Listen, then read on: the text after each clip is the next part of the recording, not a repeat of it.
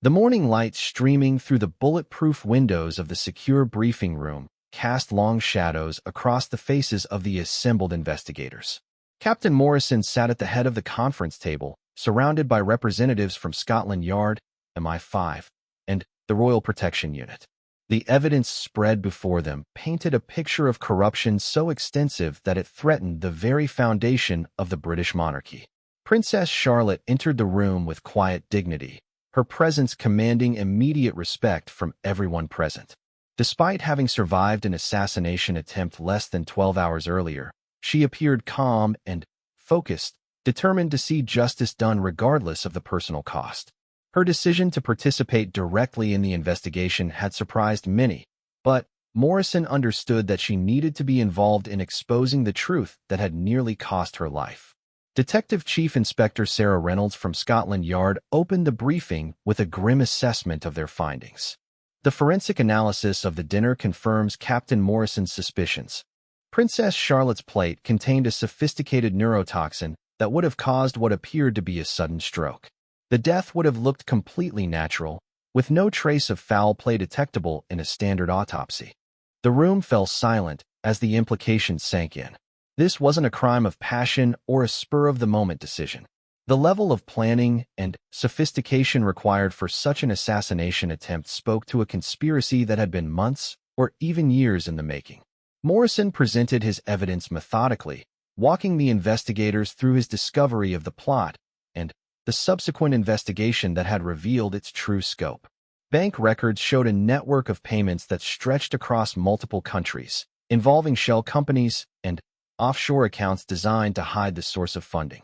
The money trail leads back to several different sources, Morrison explained, pointing to the financial charts displayed on the wall. Some of it comes from foreign governments with an interest in destabilizing the British monarchy. Other funds appear to have been diverted from royal household accounts through fraudulent invoicing and contract manipulation. Princess Charlotte listened intently as the full extent of her step-grandmother's betrayal was revealed. The woman who had embraced her warmly at family gatherings and spoken lovingly about protecting the royal legacy had been systematically stealing from the crown while planning to eliminate anyone who threatened her position. Commander James Fletcher from MI5 provided additional context about the international implications. Our intelligence suggests that Queen Camilla was being manipulated by foreign agents who saw her as a way to influence British policy from within the royal family. They likely promised her continued power and protection in exchange for access to classified information and the ability to shape public opinion through royal endorsements. The revelation that foreign powers had successfully infiltrated the highest levels of the British establishment sent shockwaves through the room. It meant that national security had been compromised in ways that would take years to fully understand and repair. As the briefing continued, Morrison's phone buzzed with an urgent message from Sergeant Williams.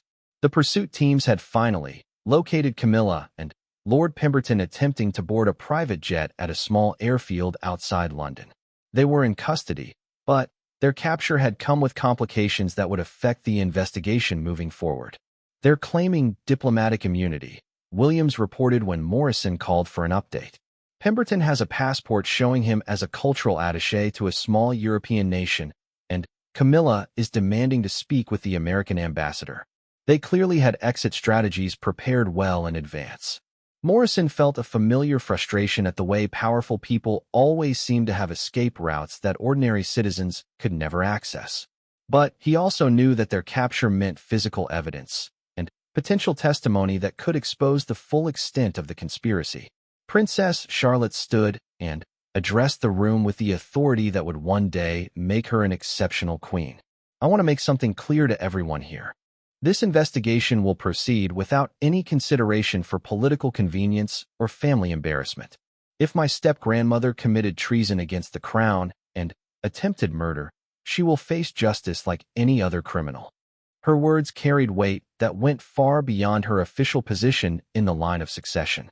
Everyone present understood that they were witnessing a defining moment in royal history, when a member of the family chose principle over loyalty and truth over comfort. The next several hours brought a steady stream of new revelations as investigators expanded their search through palace records and communications.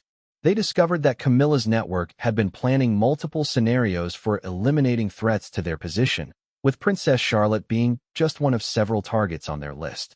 King Charles himself had been slowly poisoned with small doses of substances designed to cause cognitive decline and memory problems.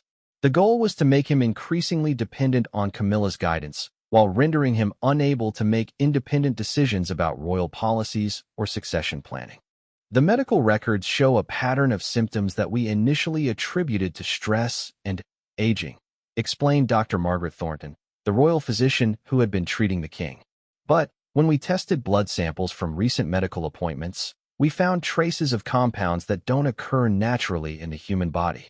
Morrison felt sick as he realized how thoroughly the conspirators had thought through their plans. They weren't just trying to eliminate individual threats. They were working to fundamentally reshape the monarchy itself by controlling or removing anyone who might oppose their agenda. The international implications became even clearer when intelligence analysts revealed the extent of foreign involvement in the conspiracy. 3 different nations had been working through Camilla to gain influence over British policy, using her position to push for decisions that benefited their interests rather than those of the British people. Trade agreements, defense contracts, diplomatic positions, Fletcher explained as he reviewed classified intelligence reports. Camilla has been in a position to influence all of these areas, and the evidence suggests she's been doing exactly that in exchange for personal financial gain and political protection. As the day wore on, public pressure began building for immediate transparency about the investigation.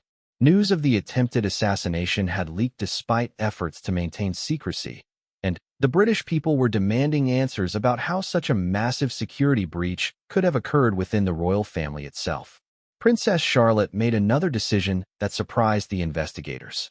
She insisted on giving a live television address that evening, speaking directly to the nation about what had happened and what steps were being taken to ensure it could never happen again. The people deserve to know the truth, she told Morrison as they prepared for what would be one of the most watched royal speeches in British history. They've invested their trust and loyalty in our family for generations. They have a right to know when that trust has been betrayed. The speech, delivered from the same room where Queen Elizabeth had addressed the nation during its darkest hours, was a masterpiece of honesty and resolve. Princess Charlotte spoke directly about the assassination attempt, the evidence of foreign interference, and the ongoing investigation into corruption within the royal household. But she also spoke about hope and renewal, about the opportunity to rebuild the monarchy on a foundation of genuine transparency and accountability. Her words resonated with a public that had grown increasingly skeptical of traditional institutions, offering them a vision of royal service that prioritized duty over privilege. The immediate reaction was overwhelmingly positive, with public opinion polls showing unprecedented support for Princess Charlotte personally and renewed faith in the monarchy's ability to reform itself. But Morrison knew that the real test would come in the months ahead as the legal process unfolded and more details about the conspiracy emerged. Queen Camilla's arrest sent shockwaves through the international community, with foreign governments scrambling to distance themselves from any connection to the plot. Several ambassadors were recalled for consultations, and trade relationships that had been developing under Camilla's influence came under renewed scrutiny. King Charles, once he was medically cleared and the effects of the poisoning began to wear off, proved to be a stronger leader than anyone had expected. His first official act was to personally thank Morrison for his courage and to announce comprehensive reforms to palace security and operations. We must never again allow personal relationships to blind us to threats against the crown, the king declared in his own address to the nation. The safety of our family and the integrity of our institution depends on the vigilance of those who serve with honor and courage. Morrison found himself at the center of a media storm as details of his role in uncovering the conspiracy became public. Reporters praised him as a hero who had saved both Princess Charlotte's life and the monarchy itself, but he remained focused on ensuring that the investigation was completed thoroughly and professionally. The legal proceedings that followed were complex and politically sensitive, involving charges of treason, attempted murder, fraud, and conspiracy against the crown. Camilla's lawyers mounted a vigorous defense, arguing that she had been manipulated by foreign agents and that her actions were motivated by misguided loyalty rather than malicious intent. But the evidence was overwhelming, and Morrison's meticulous documentation proved crucial in building a case that could withstand any challenge. The recordings from the meeting he had overheard, combined with the financial evidence and forensic analysis, painted a clear picture of premeditated crimes against both the royal family and the British state. Lord Pemberton, faced with the prospect of life imprisonment, eventually agreed to cooperate with investigators in exchange for a reduced sentence.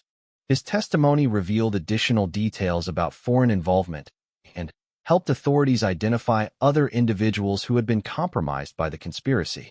The trial itself became a defining moment for British justice, demonstrating that no one was above the law regardless of their position or connections. When Camilla was convicted on all charges and sentenced to life imprisonment, it sent a clear message that treason against the crown would be met with the full force of the legal system. For Morrison, the end of the trial marked not the conclusion of his story, but the beginning of a new chapter.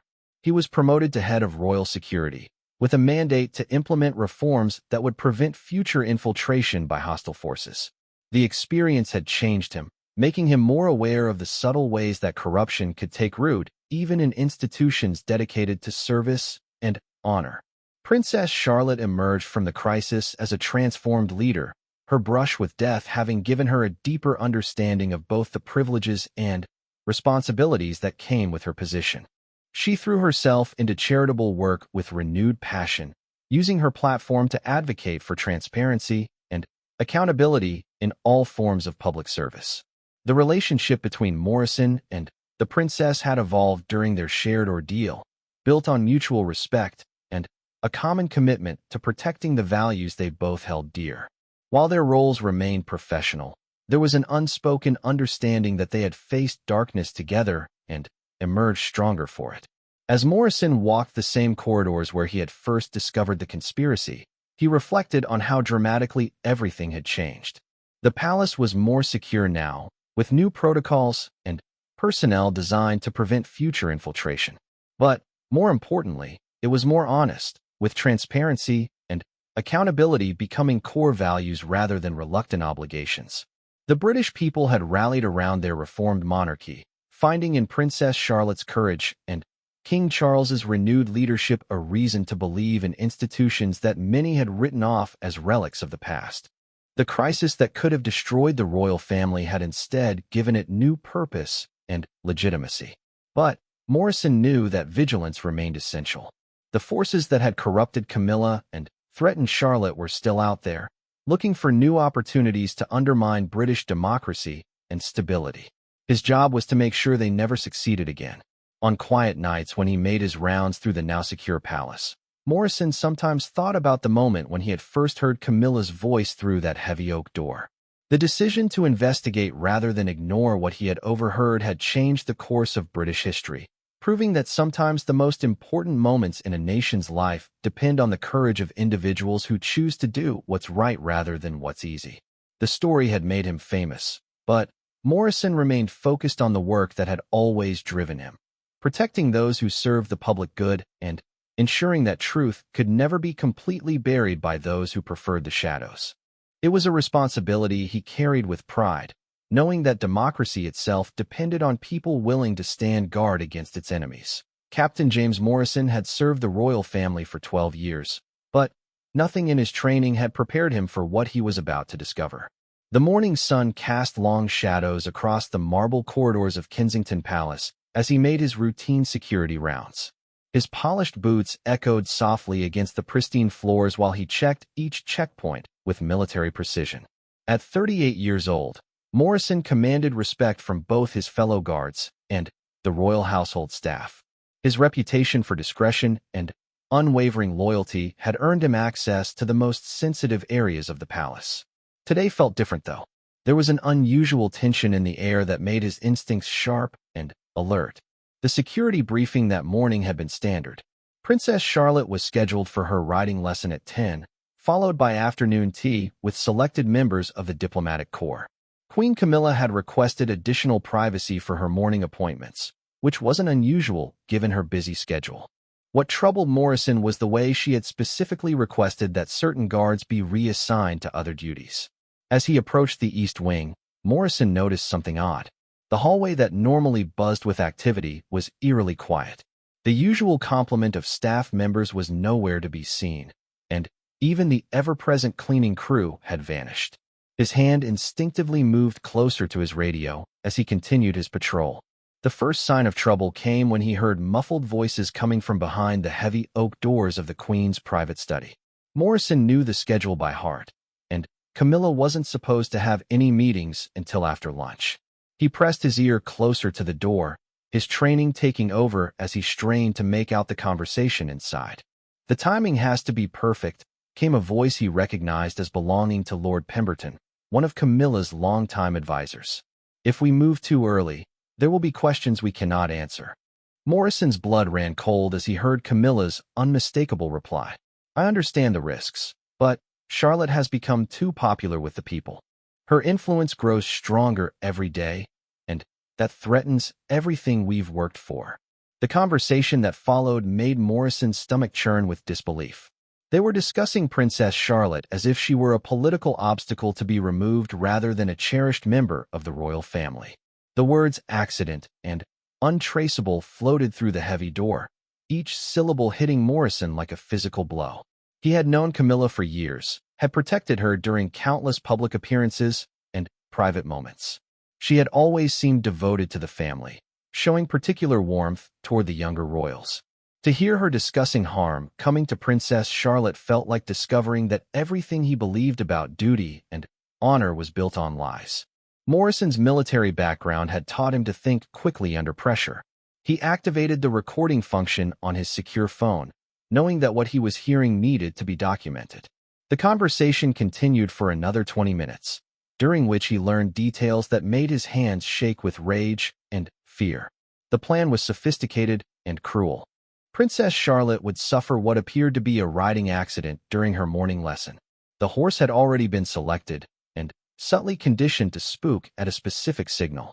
Lord Pemberton had arranged for the usual riding instructor to be called away on a family emergency, replaced by someone who was loyal to their cause. "The beauty of it," Pemberton explained in his cold, calculating voice, "is that everyone knows how much Charlotte loves her horses.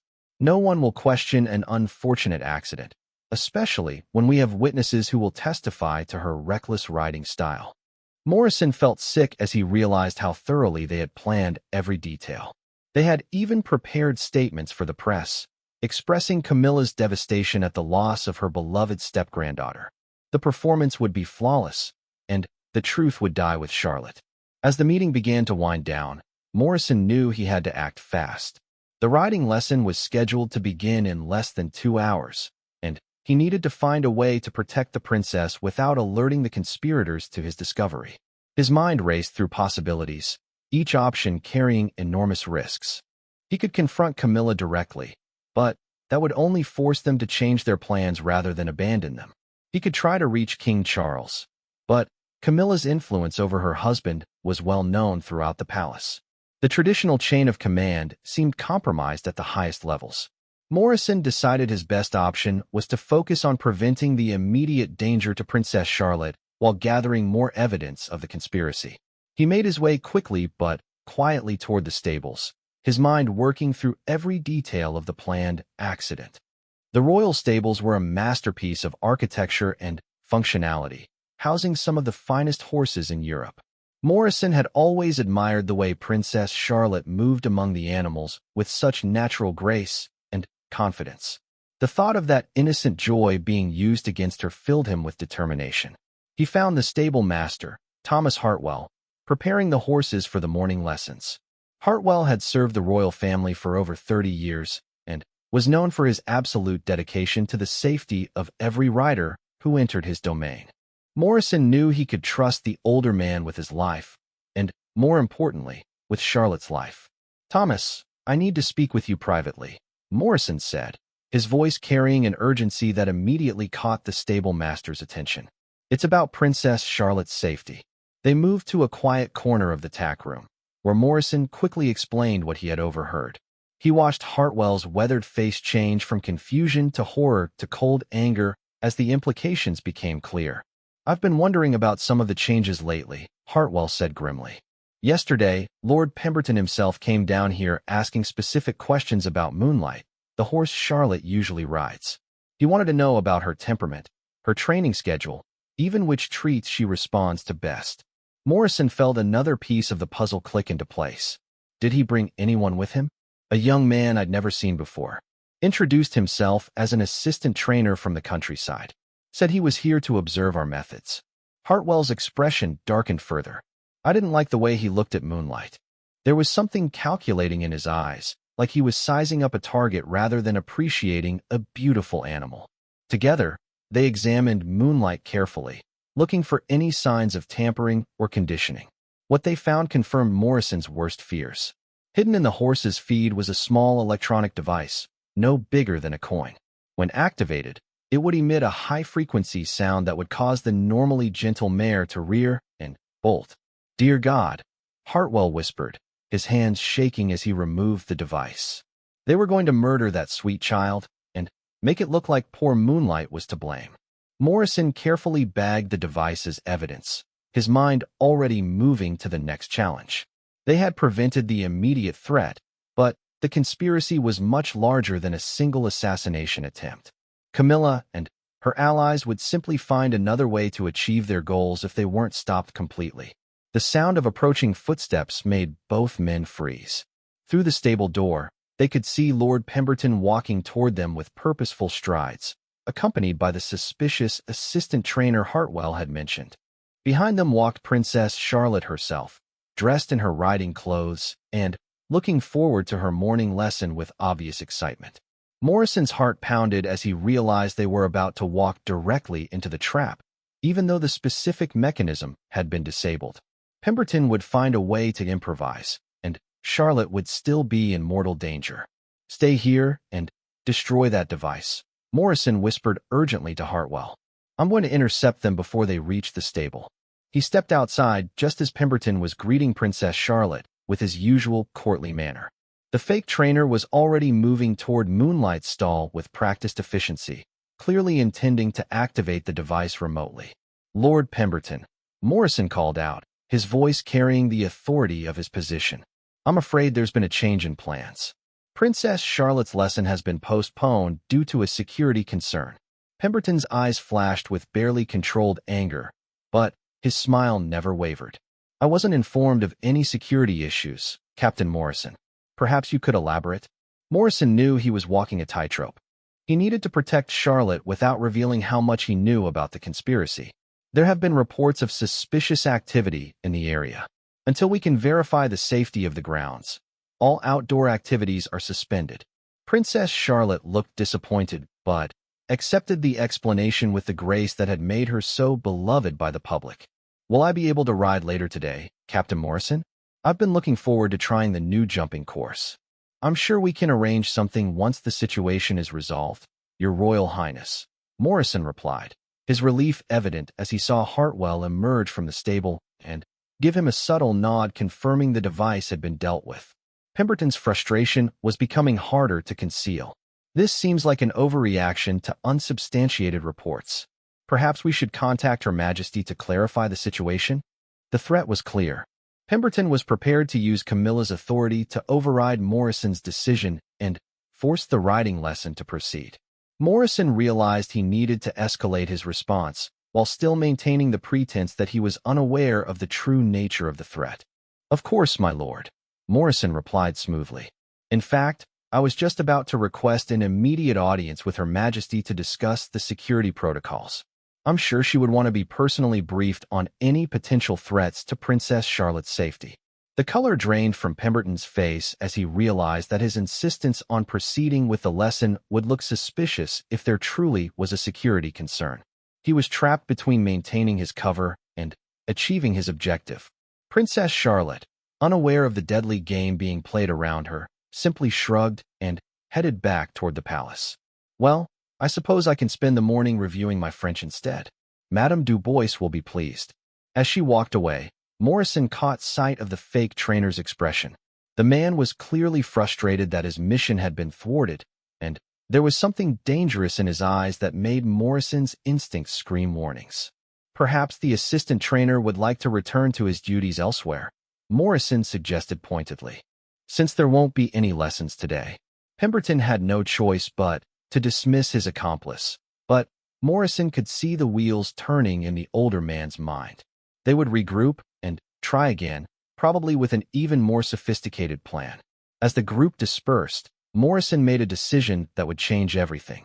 He couldn't continue to play defense against a conspiracy that reached into the heart of the royal family. It was time to gather allies and build a case that would expose the truth, no matter how shocking it might be. The rest of the morning passed in a blur of careful observations and discreet inquiries. Morrison used his security clearance to access personnel records, communications logs, and financial documents. What he discovered painted a picture of corruption that went far beyond a single assassination plot. Lord Pemberton had been systematically placing his people in key positions throughout the royal household. The fake trainer was just one of several individuals who had been given access to sensitive areas under false pretenses. Bank records showed unusual payments to staff members who had never shown signs of financial distress before. Most disturbing of all, Morrison found evidence that this wasn't Pemberton's first attempt to eliminate perceived threats to Camilla's position. Two minor nobles who had been critical of certain royal policies had suffered convenient accidents in the past year. A journalist who had been investigating financial irregularities in the royal accounts had been forced to abandon his research after his family received death threats. The pattern was clear and terrifying. Camilla and her inner circle had been operating a shadow network within the palace, using intimidation, bribery, and violence to maintain their power and influence. Princess Charlotte had become their latest target simply because her popularity and integrity threatened their corrupt system. As evening approached, Morrison knew he had reached a crucial decision point. He could continue to protect Charlotte from individual threats while the conspiracy continued to grow in strength, or he could take the enormous risk of exposing everything he had learned. The choice became clear when he received a message that Princess Charlotte had been invited to a special dinner party that evening, hosted by Camilla herself. The guest list was small and exclusive, including only Pemberton and a few other individuals Morrison now knew to be part of the conspiracy. His blood ran cold as he realized this was their backup plan. If they couldn't arrange a riding accident, they would find another way to eliminate Charlotte in a setting where they controlled every variable. Morrison spent the final hours of daylight preparing for what might be the most important night of his career. He documented everything he had discovered, copying files to secure locations, and preparing detailed reports that could be used as evidence if something happened to him. He also reached out to a small group of guards and staff members he trusted completely, people whose loyalty to the royal family was beyond question. Without revealing the full scope of what he had learned, he arranged for them to be present at the dinner party in various capacities. As darkness fell over the palace, Morrison took up his position outside the dining room, where Princess Charlotte was about to walk into what might be her final meal. The weight of responsibility pressed down on him like a physical force, but his resolve never wavered. Tonight, he would either save the princess and expose a conspiracy that threatened the very foundations of the monarchy, or he would die trying. There was no middle ground, no safe option that would let him live with himself if Charlotte was harmed. The palace around him seemed to hold its breath as the evening's deadly game prepared to begin. The crystal chandelier cast dancing shadows across the ornate dining room as Princess Charlotte entered with her usual grace and warmth. She wore a simple navy dress that emphasized her natural beauty without the need for excessive jewels or elaborate styling. Her genuine smile lit up the room as she greeted each guest, completely unaware that she was walking into the center of a carefully planned trap. Captain Morrison watched from his concealed position in the adjacent hallway, every muscle in his body tense with anticipation. Through the slightly open service door, he could observe the entire dining room while remaining hidden from the guests. His hand rested on his radio, ready to call for backup at the first sign of immediate danger. Queen Camilla played her role perfectly, embracing Charlotte with what appeared to be genuine affection. Her performance was flawless, from the motherly concern in her voice to the way she fussed over Charlotte's comfort. Only someone who knew the truth would notice the calculating gleam in her eyes or the way she positioned herself to control Charlotte's movements throughout the room. Lord Pemberton moved among the other guests with practiced ease, playing the part of the distinguished nobleman hosting an intimate gathering. Morrison recognized several of the other attendees from his earlier investigation. They were all part of Camilla's inner circle, people who had benefited from her rise to power and would do anything to protect their positions. The dinner began with seemingly innocent conversation about upcoming royal events and charitable endeavors. Charlotte participated enthusiastically, her passion for helping others evident in every word she spoke. Morrison felt sick knowing that her genuine desire to make a positive difference in the world was exactly what had marked her for elimination. As the evening progressed, Morrison noticed subtle changes in the atmosphere. The servants bringing each course were not the usual staff members he knew well. Instead, they were unfamiliar faces who moved with military precision rather than the comfortable familiarity of longtime palace employees. Each new person who entered the room was another potential threat to Charlotte's safety. The conversation gradually steered toward more serious topics, with Pemberton skillfully guiding the discussion to focus on the challenges facing the monarchy in modern times. He spoke eloquently about the need for difficult decisions and the importance of loyalty to the crown, his words carrying undertones that made Morrison's skin crawl. The royal family has always required sacrifices from those who serve it, Pemberton said, his voice carrying across the room with practiced authority. Sometimes, the greatest act of loyalty is knowing when to step aside for the greater good. Princess Charlotte responded with the intelligence and dignity that had made her so beloved by the British people. I believe true loyalty means standing up for what's right, even when it's difficult. The royal family serves the people, not the other way around. Morrison saw Camilla's expression tighten almost imperceptibly at Charlotte's words. The princess had just reaffirmed exactly the kind of principled thinking that made her dangerous to their plans. Her commitment to genuine service and moral leadership threatened everything they had built through manipulation and corruption. The main course arrived with elaborate ceremony, prepared by a chef Morrison had never seen before. As he watched the plates being served, his training kicked in, and he noticed something that made his blood freeze. Princess Charlotte's meal looked identical to the others, but there was a slight difference in the garnish that suggested her plate had received special preparation. Morrison's mind raced through possibilities. Poison was the most obvious choice, but it was also risky because it could be detected in an autopsy. More likely, they had chosen something that would cause a delayed reaction, perhaps making Charlotte appear to suffer a sudden illness or allergic reaction that could be attributed to natural causes. He activated his earpiece and whispered urgent instructions to the trusted guards he had positioned throughout the palace. Code 7 in the East Dining Room. Possible contamination threat. Move to backup positions, but do not engage unless I give the signal. Through his hidden vantage point, Morrison watched Charlotte raise her fork toward her mouth. Time seemed to slow as he realized he had seconds to act before she consumed whatever deadly substance had been prepared for her. There was no time for subtlety or clever maneuvering. He had to move now, regardless of the consequences. Morrison burst through the service door with his weapon drawn, his commanding voice cutting through the elegant dinner conversation like a blade. Princess Charlotte, step away from your plate immediately. Do not eat anything. The reaction was instant chaos. Charlotte dropped her fork in surprise, her face showing confusion rather than fear. Camilla leaped to her feet, her mask of maternal concern slipping to reveal the cold calculation beneath. Pemberton's hand moved toward his jacket pocket, but he froze when Morrison's weapon swung in his direction. Captain Morrison, what is the meaning of this outrageous behavior? Camilla demanded, her voice shaking with what sounded like righteous indignation. How dare you interrupt a private dinner and threaten our guests? Morrison kept his weapon steady while his eyes swept the room, cataloging every potential threat. Your Majesty, I have reason to believe that Princess Charlotte is in immediate danger.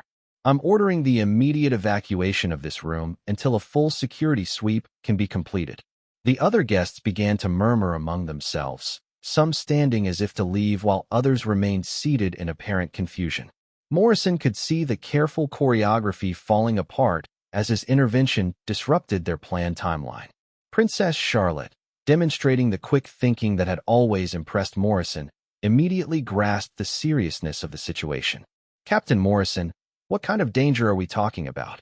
Before Morrison could answer, Pemberton made his move.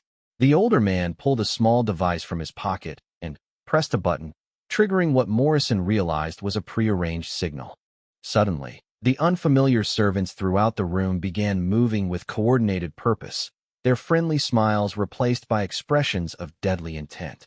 Morrison's radio crackled to life as his backup team reported armed individuals moving through the palace corridors.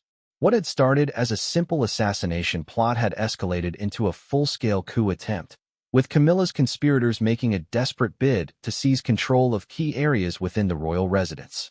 "Charlotte, get behind me now," Morrison ordered, his training taking over as he assessed the tactical situation.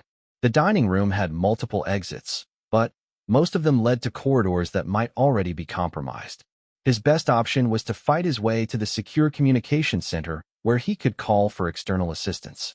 The battle began in earnest when one of the fake servants produced a concealed weapon and opened fire. Morrison dove forward, tackling Princess Charlotte to the ground behind an overturned dining table. The ornate room that had been filled with elegant conversation moments before erupted into violence as hidden weapons appeared throughout the gathering. Morrison returned fire with precise shots that dropped two attackers immediately. His military training served him well as he used the room's furniture and architecture to provide cover while moving Charlotte toward the most defensible position available. "Who are these people?" Charlotte asked, her voice steady despite the bullets flying overhead. Morrison was impressed by her composure under fire, another reminder of why she had become such a threat to those who preferred corruption to courage. "They're part of a conspiracy to remove you from the line of succession," Morrison replied grimly, pausing to reload his weapon. "And they're willing to kill anyone who gets in their way." Through the chaos, Morrison could see Camilla and Pemberton attempting to escape through a concealed exit behind the fireplace. He faced a terrible choice: pursue the leaders of the conspiracy and risk letting Charlotte be overwhelmed by the remaining attackers, or focus on protecting the princess while allowing the masterminds to escape. The decision was made for him when his backup team finally breached the main entrance to the dining room. Led by Sergeant Williams, a man Morrison had served with in Afghanistan, the rescue team moved with professional efficiency to secure the space and neutralize the remaining threats. "About time you got here," Morrison called out as Williams and his team systematically cleared the room. "The primary targets are escaping through the fireplace passage. Princess Charlotte needs immediate medical attention to check for possible poisoning." Williams nodded and immediately deployed his team to pursue the fleeing conspirators while medics attended to Charlotte. Morrison finally allowed himself to breathe as he realized the immediate crisis was over, but he knew the larger battle was just beginning. As Princess Charlotte was being examined by the medical team, she grabbed Morrison's hand with surprising strength. "Captain, I need to know exactly what you discovered about my step-grandmother. The people deserve to know the truth about what happened here tonight." Morrison looked into her determined eyes and realized that Charlotte understood the broader implications of the evening's events. This wasn't just about her personal safety. It was about the integrity of the entire royal system and the trust of the British people. Over the next several hours, as investigators swarmed through the palace and evidence was collected from the crime scene, Morrison provided a detailed briefing to Charlotte about everything he had discovered. She listened with growing amazement and horror as the full scope of the conspiracy was revealed. The bank records show payments to over 30 individuals throughout the palace staff, Morrison explained, showing Charlotte the documents he had gathered. Some were being bribed to look the other way, others were being blackmailed into cooperation. A few, like tonight's attackers, were brought in specifically to carry out violent acts. Charlotte studied the evidence with the careful attention of someone who understood that lives hung in the balance of every decision. "What about my grandfather? Does King Charles know about any of this?" Morrison hesitated before answering, knowing that his words would shatter Charlotte's remaining illusions about family loyalty. The evidence suggests that His Majesty has been systematically isolated from accurate information about palace operations. Camilla controlled his schedule, filtered his communications, and surrounded him with people who would only tell him what she wanted him to hear. The implications were staggering. If the king had been manipulated to such an extent, it meant that many of his recent decisions and policies might have been influenced by Camilla's corrupt agenda rather than genuine concern for the nation's welfare. As dawn began to break over London, news of the night's events started to leak to the press despite attempts to maintain secrecy. The story was too big and too shocking to contain, involving as it did an attempted assassination of a beloved royal family member by the Queen herself. Princess Charlotte made a decision that would define her character for history. Instead of retreating into private grief and allowing palace officials to manage the public narrative, she insisted on addressing the nation directly about what had happened. The people have a right to know that their trust has been betrayed, she told Morrison as they prepared for what would become one of the most important speeches in royal history. They also have a right to know that there are still people in this system who will fight for what's right, no matter the personal cost. Morrison watched with admiration as Charlotte prepared to face the cameras, knowing that her words would either help heal the nation's faith in the monarchy or potentially bring about its end. The young woman who had entered the dining room as a target for assassination was emerging as a leader who might save the institution she had been born to serve. The palace around them buzzed with activity as investigators continued their work and security teams implemented new protocols to prevent future breaches. But, in the quiet moments between the chaos, Morrison reflected on how a routine security patrol had uncovered a conspiracy that reached to the very heart of the British establishment. The fight was far from over. Camilla and Pemberton had escaped, along with several other key conspirators. They would likely attempt to discredit Morrison's evidence and paint the night's events as a misunderstanding or a setup by Republican elements seeking to damage the monarchy. But Morrison knew they had achieved something crucial. Princess Charlotte was alive. The immediate threat had been neutralized, and the truth was finally beginning to come to light. Whatever battles lay ahead, they would be fought in the open rather than in the shadows where corruption had flourished for too long.